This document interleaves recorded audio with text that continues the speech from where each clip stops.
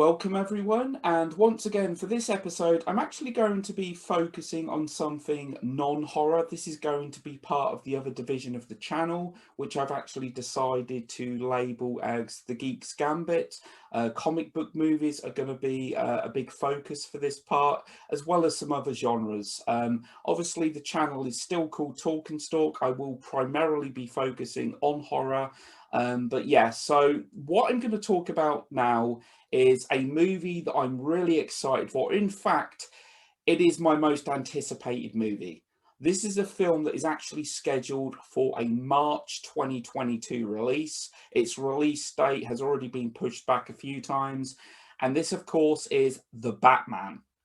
Now, this movie, to say that I'm excited for this film is really putting it mildly. This is a film that has been in development for what feels like eternity now. Now, of course, this film was actually first announced a few years ago. Ben Affleck was actually going to reprise his role as Batman. He was actually going to direct. He was actually touted to direct as well at one point. And then, of course, he decided to back away from directing duties, and he was actually just going to be Batman in the film. And then, of course, he pulled away full stop. And I will admit that I'm still a little disheartened that we never actually got a Batfleck solo film. I do firmly believe that Ben Affleck deserved a solo Batman movie. That really, I firmly believe that it should have happened prior to Batman v Superman. There should have been an organic build up to that movie instead of just jumping into a big film like that. But anyway, what's done is done. And obviously, I think Ben Affleck was having a lot of personal problems at the time. And at the time, it was very unclear. It even is now as to what direction the DCU was actually going in. But I'd be lying if I said I'm not a little disappointed that we didn't get a Batfleck solo film. Now, of course, Deathstroke was actually going to be the big villain in that film, which I was really on board for. Really excited. Deathstroke is a great character and one of the few characters out there that can truly go toe to toe with Batman. So I think this is a film that had the potential to have some great action sequences to actually see Batman go toe to toe, with Deathstroke. Now, of course, Ben Affleck distanced himself from the film. A whole new script was written. Matt Reeves was brought on board. Now, Matt Reeves is a really good director. I love Dawn of the Apes. I love War of the Apes. Obviously, he directed Let Me In, which I actually think is a good remake. He directed, of course, Cloverfield. And he was actually attached to direct. And, of course, the script that Ben Affleck had written, co-written, was basically thrown away. They started things from scratch. And, seeing the interview with Matt Reeves, he clearly seems to have an astute knowledge of the character of Batman. He seems to have genuine passion for the character. I just saw the interview with him and he just seemed to be so enthusiastic. And I feel like this film has potential. This film has a lot of potential. I feel like it's in very capable hands. Now, Batman is my favorite character in all of pop culture. Batman is hands down my favorite superhero. What I love about Batman is the fact that he doesn't have superpowers. This is a man that has trained himself to be the very best he can be, both psychologically and physically. And I love with Batman the sense of it's a more grounded world. And what I'm looking forward to with this film is that we've basically been promised a more detective-driven story, a movie that really, because admittedly, we've never really got to see a huge amount of Batman's crime-solving skills on the big screen before. For anyone that reads comic books, we know that Batman is the world's greatest detective. But we've never really got to see much of that on the big screen. There's been bits here and there, certainly. So I'm looking forward to this detective-driven story. A very noir style to it as well. Now, at DC Fandom, we were given a teaser trailer, and I would be honest, it completely caught me by surprise. I was not expecting one, considering I believe only 20% of the movie had actually been filmed at that point. But we got one. I was expecting just some behind-the-scenes screenshots, but yeah, we got a trailer, and wow, I thought it looked great. I really liked the look of this movie. The casting of Robert Pattinson, I realised now nearly every actor that has been cast as Batman has been scrutinised pretty much from the get-go. You look at Michael Keaton in '89's Batman, that I believe there was actually a petition to try and get him removed from the movie. Because typically he was more of a comedic star at that point. If you said to someone, oh, look, the guy playing Beetlejuice, which came out just the year before, is going to be the Batman, you'd be like, what? Seriously? You need to be sectioned. But he did a great job. Patterson's a solid actor. Patterson's a really good actor that doesn't get enough credit. Unfortunately, I feel like too many people just know him as the Twilight guy, and it's a shame, and they haven't really looked beyond that. Patterson has proved he's got acting chops. He's done some really good independent stuff. He was great in The Lighthouse, in fact, alongside Willem Dafoe. Them two guys really carried that movie. At the same time, I'll admit, when he was cast, I know he's got the acting ability. I was still struggling to envision him as Batman, if I'm honest. But I'm living in hope. From what I've seen of the trailer, I'm liking it. I'm really liking the look of this movie. As I said, he's certainly got the acting chops, but to play Batman, you need to be able to play essentially two characters, Bruce Wayne and Batman. You haven't got to be a huge hulking guy. I mean, certainly Batman is supposed to be a physical presence. He's supposed to strike fear into the criminals that he goes after, certainly. Michael Keaton did a great job, and Michael Keaton was never someone with much physical stature. Ben Affleck, I was very happy with his casting. I know there's some people out there that really don't like Affleck. I thought Affleck was a great Batman.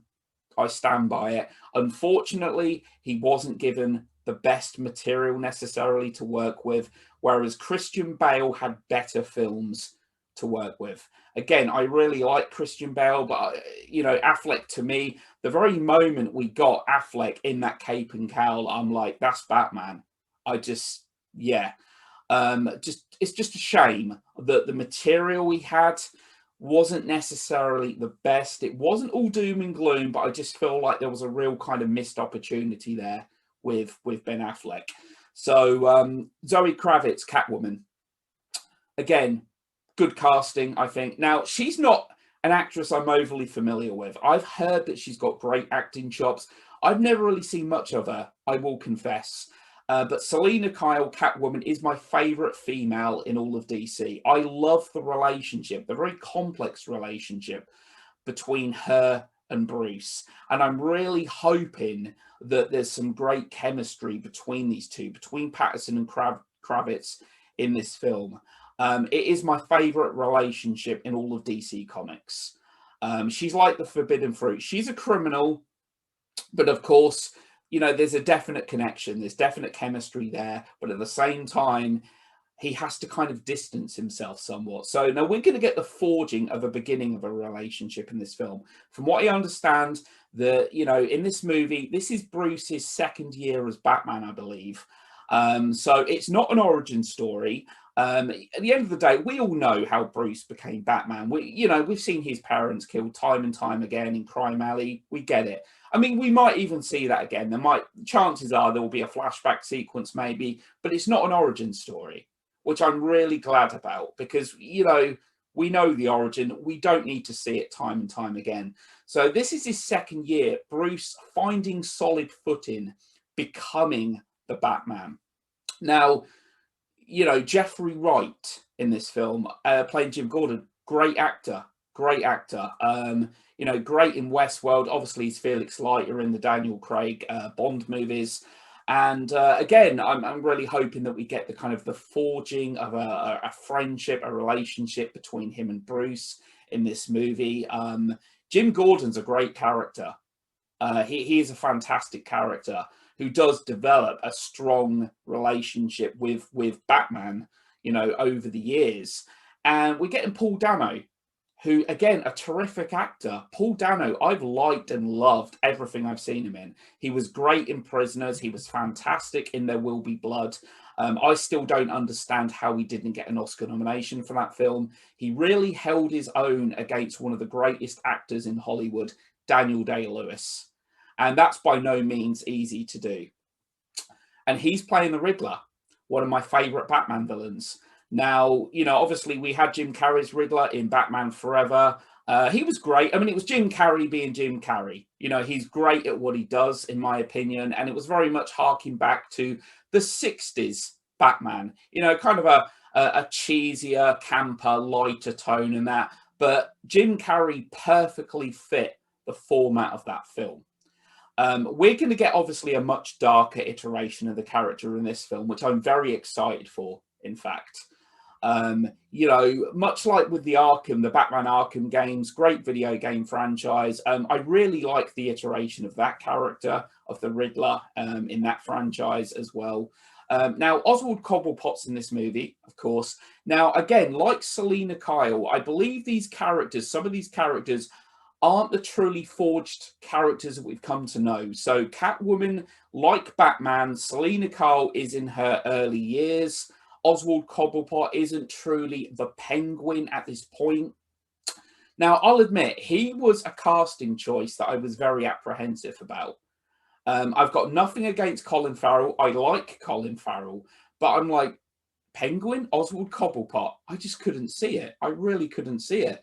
For a start, I mean, it's kind of cosmetic. You know, he's 5'10". Oswald Cobblepot is 4'10". He's a whole foot taller than the character of the Penguin. But having seen him in the trailer, which I did not even realize that was him, he's he's unrecognizable almost.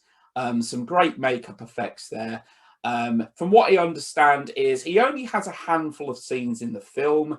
Cobblepot doesn't play a huge part in the movie. The main focus, the main villain in this film is the Riddler.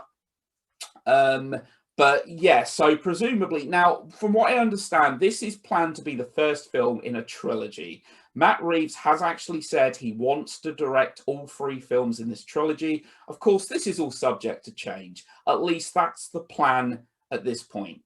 I would love, you know, assuming this film does well, assuming this film does well enough commercially and everything, I think there's every chance, of course, of a trilogy. Now, I realize when Ben Affleck, as soon as Batman v Superman came out, I remember the internet exploding, saying that, you know, there was a trilogy of Batfleck films coming out, which got me really excited. It never happened. It never happened. So we have to kind of like, they can't get ahead of themselves at this point. They have to see how well this film fares. But I feel like this film does have a lot of potential. And I'm going to say this now as well. I'm really hoping that this film can be up there with The Dark Knight. Now, I know that sounds really optimistic, okay? And I know it probably isn't going to be. Heath Ledger's performance as the Joker is already iconic. The film's only been out since 2008, but Heath Ledger created such an almost instantly iconic performance in that movie. And The Dark Knight is a great film, but, you know, Heath Ledger's Joker steals basically every scene that he's in. He's fantastic. It's a great film. With the Batman, I really do feel like this film is in great, capable hands. And I really do feel like there's some great casting choices there. And considering how long they've spent on the script, I really do believe that Matt Reeves is going to attempt in giving us the best Batman film he can. I really do. A movie that's going to get to the heart of the character, you know, that's going to take us into, you know, a glimpse of the mind of Bruce Wayne, of this, you know, this tortured soul.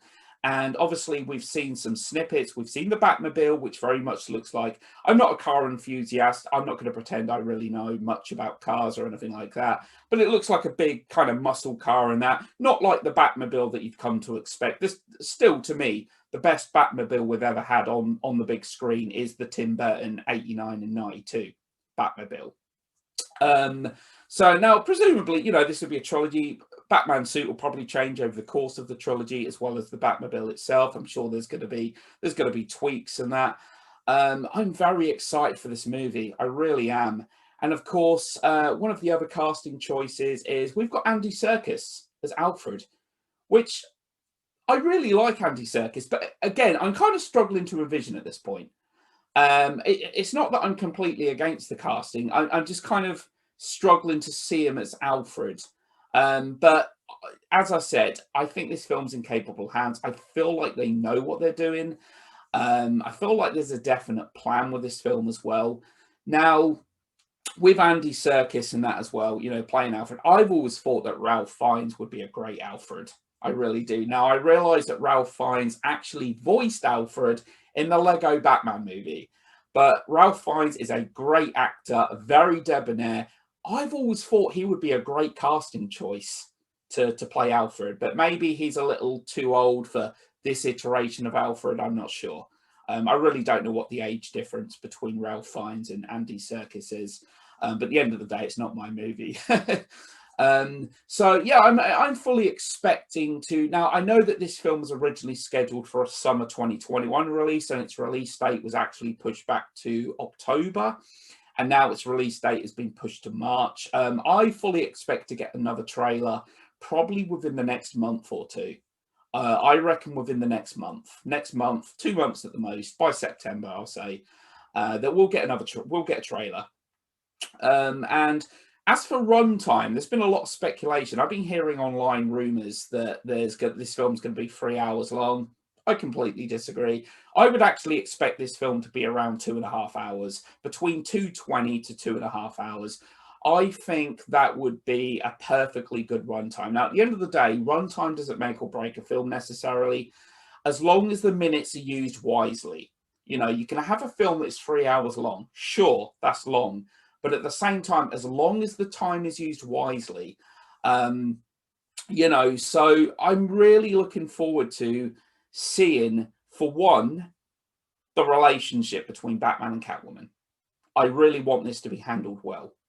As I said, I'm a big fan of their relationship. They're very kind of on and off relationship, a very complex relationship. I'm looking forward to seeing the Riddler and what they do with the Riddler in this movie.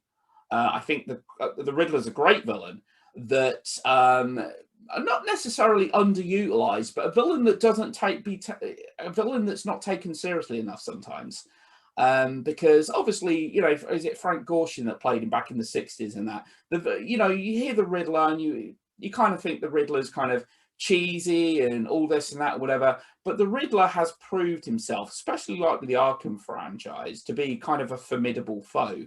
You know, he's a villain that certainly tests Batman intellectually, and there's a great potential for a cat and mouse game between the two characters. I'm quite intrigued to see what they do with Cobblepot, to him, you know, coming towards being the Penguin. Again, the Penguin's always a villain that I've always been interested in. He's you know, he's certainly not one of Batman's most colourful villains or anything, but, you know, he's a mob boss. He has a lot of control in Gotham. Obviously, the Cobblepot very much has a Napoleon complex, you know, what he lacks in stature, only being 4'10", he makes up for with the top hats and the big umbrella and all that. Yes, I can't say it enough. I'm very excited for this movie. At the same time, I'm kind of thinking to myself, I kind of wish we got that Batfleck film. I really do, because I was really hyped to see Deathstroke on the big screen. I really was. Now, in regards to Deathstroke, I really don't know what's going to happen with the future of that character in the DCEU. Obviously, there were actually plans at one point for there to be a Deathstroke film that I believe was going to be directed by, I think it's Gareth Jones, or is it Gareth Evans? One of the two. It was actually the guy behind the Raid films, which are two great martial arts movies. Highly recommend them to anyone that's a fan of action films. That he was going to direct a Deathstroke film, which, I mean, them films are very high kinetic. Certainly the choreography is just top notch. But unfortunately, the film got scrapped. And I don't know if we're going to see Joe Magdaleno, I can't pronounce his name, if we're going to see him as Deathstroke again, which again, it just feels like a massive missed opportunity to me. But, you know, we'll see. We'll see. I'm just going to say that my expectations of the film, I'm not going to lie, they're quite high. They're quite high. I'm a huge Batman fan, and I just want to see the character done justice. It's been quite some time since we've actually had a great solo Batman movie, live action at least anyway. The last great one, in my opinion, solo, would be The Dark Knight. Now, The Dark Knight Rises was really good. I don't like it as much as Batman Begins or The Dark Knight. I certainly think it's the most flawed of the three. Still a good film. Still a good movie. I don't feel like Christopher Nolan has ever made a bad film. But I really feel like it's about time. It's about time that we had a really good solo Batman film again. So that's pretty much all I really want to talk about regarding this movie. You know, as I said, I feel like there's potential there. I think that Matt Reeves is a good, efficient director who, you know, seeing him talk, it was like I was listening to someone that wasn't just there for a paycheck. It's someone that has genuine passion. He just seemed to be so enthusiastic, and that's always a really good thing to see. Someone that seems really passionate and enthusiastic about the movie they're making, like they're really putting their heart into this film, and that is the impression that I got. Now, this film might not be good.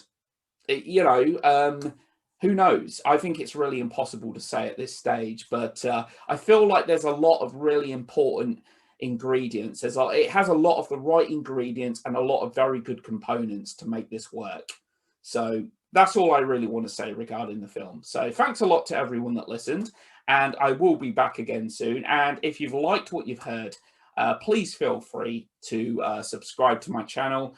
All support is massively appreciated. Thank you. Take care.